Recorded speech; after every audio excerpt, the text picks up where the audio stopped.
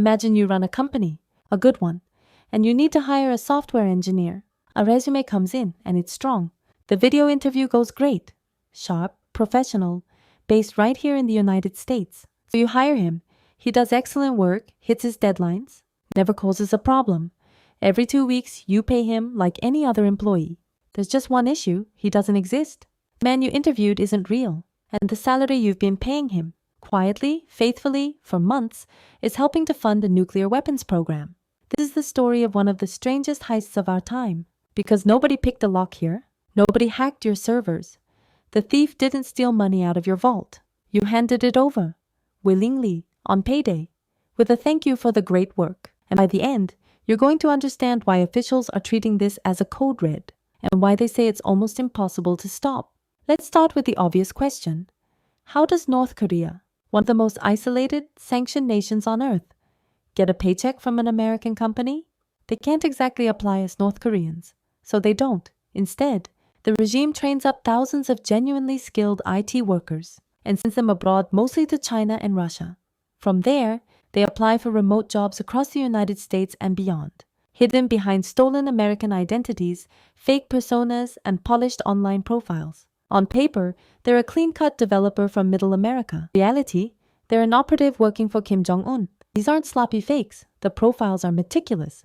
In resume, working portfolios, references that answer the phone. Interview, the operative is fluent, technically sharp, and increasingly aided by AI tools that can polish a voice, smooth an accent, even narrow the gap between the face on the screen and the person behind it. Studied how to pass.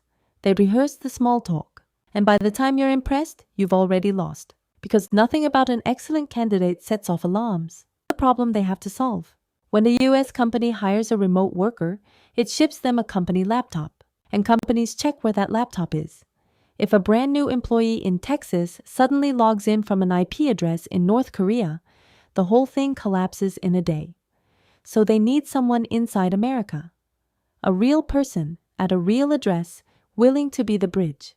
And that brings us to a quiet house in Litchfield Park, Arizona. Inside lived a woman named Christina Chapman, 50 years old.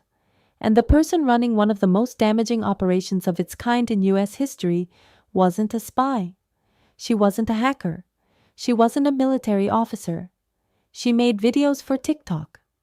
By every outward appearance, an ordinary American just trying to get by. And from October 2020 to October 2023, prosecutors say she was doing it right out of her own home. And that's the detail that should unsettle you most. This wasn't a shadowy bunker or a foreign capital.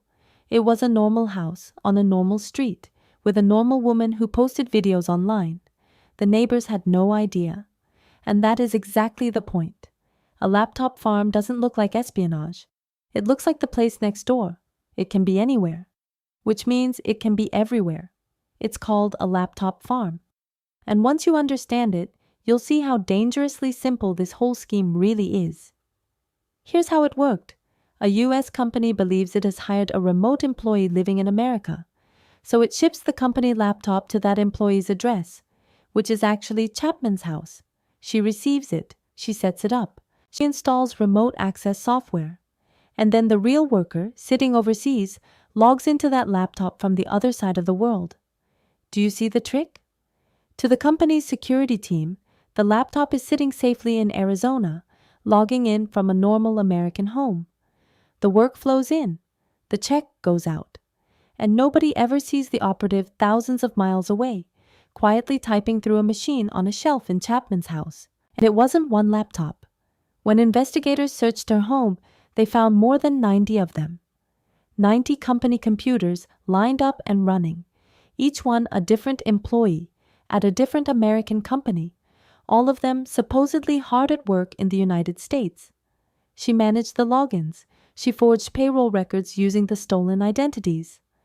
The salaries landed in her US bank accounts. She took her cut, and she funneled the rest overseas.